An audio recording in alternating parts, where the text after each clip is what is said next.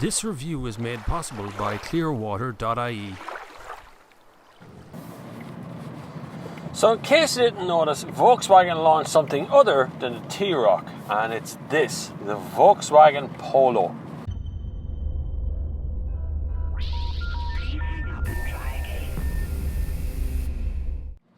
Now the Polo has been with us for a very long time, and so the updates have been much needed and much wanted, as the Polo was starting to feel a little bit on the tired side. Not anymore. Now it feels fresh, and it also feels big. And this is messing with my brain to some degree, because if you remember, and I'm going to show you a little clip in a second, we'll look back at a clip when I did this in a T-Roc. It's quite big in here. I mean, it's not like that small. I can't touch a door or something. I touched both doors. I just did it in this, and I could barely reach that door. I kind of have to lean over to that door to touch it. It's so far away. And this is a Polo. Still, here we are, in a big Polo. And as a fact, a lot of other commenters point out that this is about the same size as a Mark II Golf. Yeah, not far off Mark III at that stage, lads. So the Polo then is around for a very long time and has been slowly getting bigger and fatter all along. But now it's out of that awkward middle age and into sort of mature age. And this one kind of goes backwards to go forwards because it's powered by a 1 litre 65 horsepower engine coupled to a 5-speed box. So it's real kind of old school feel to the whole thing. 65 horses isn't very much. You won't notice it much when you're actually driving. The fuel economy is really rather good. Let me just see exactly what the machine says. My average consumption is 5.8 litres per 100 kilometres. That's not to be sniffed at. I've been up and on this motorway a few days. I'm not on it right now. I was a minute ago.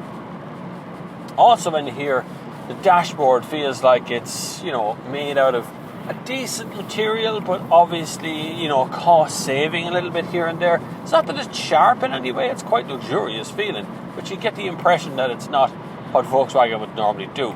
I would prefer the steering wheel was a little bit thicker. It feels very, not flimsy, but it's still a bit thin.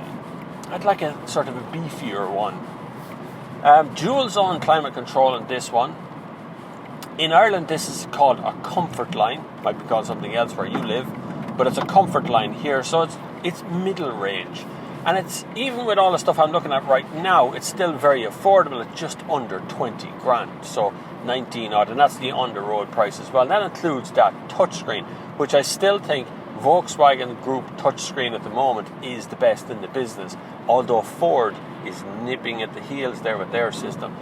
This one does have Bluetooth, Apple CarPlay, Google Android, MirrorLink. We always talk about those three things. I wish someone would settle on one of them and go with that.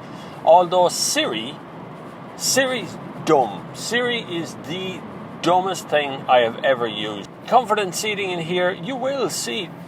Yeah, you will. You'd seat 5 in this at a squeeze. Rain sensing wipers. It has automatic headlights. It has little LED clusters on the outside. And like I say, the touchscreen is very good, even if you're just kind of flicking in and out of stuff.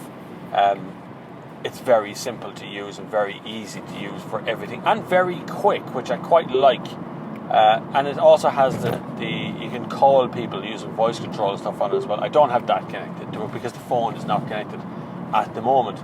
But it is a lovely touchscreen. You can see a think blue trainer thing which goes up on the screen as well, because this is actually the current Blue Motion one. They've done away with the kind of closed-in grille look that they had on the older Blue Motion models, and they've gone with a more sort of traditional, it's just a Polo Blue Motion.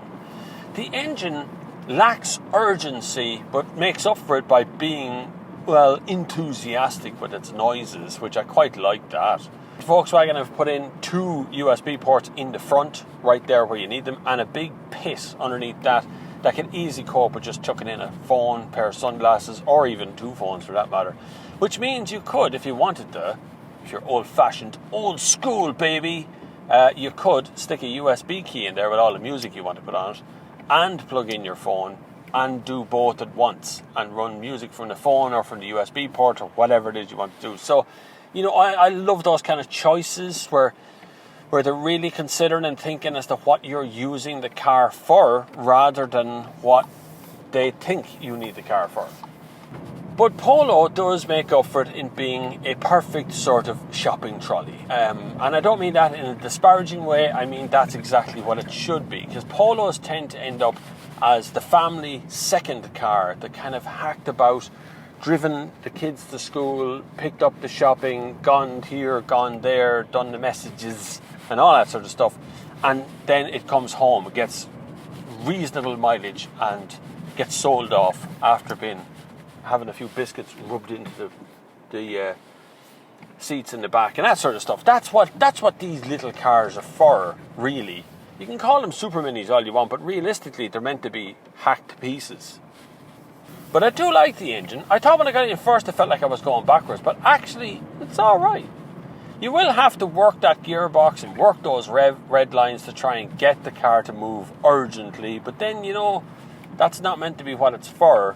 This is a 1 litre 65 horsepower, so like an ideal learner car. It's lovely light clutch in it as well, and the seat position can be adjusted high and low. For less than 20 grand, I'm pretty happy with this.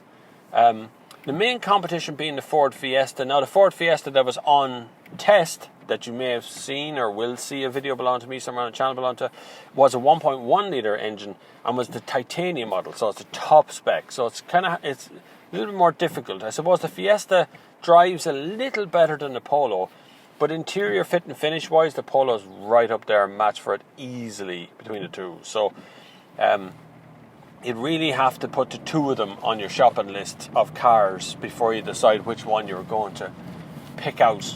So overall then, the Volkswagen Polo seems fairly good value. That 1 litre 65 horsepower engine is a peach of an engine, really nice, really pleasant little thing. You will have to work it hard to get somewhere quickly, but once you're actually up to speed, it's really quiet, a pleasant drive, barely a sound in the cabin. The Think Blue trainer thing actually works if you pay some sort of attention to it. And those guys who like graphs and stuff about their use of the car, that works, is lovely. The Polo is a well-rounded, mature version of a Volkswagen Polo. I do appreciate where the Polo has come from. It was a really good car to begin with. It was always kind of the small car favourite, the learner driver's favourite. You're back in that same point again, but it's a more mature offering for that more mature, discerning buyer who doesn't want the crossover and wants something that's reasonably sized but don't fancy a Golf. It suits that area.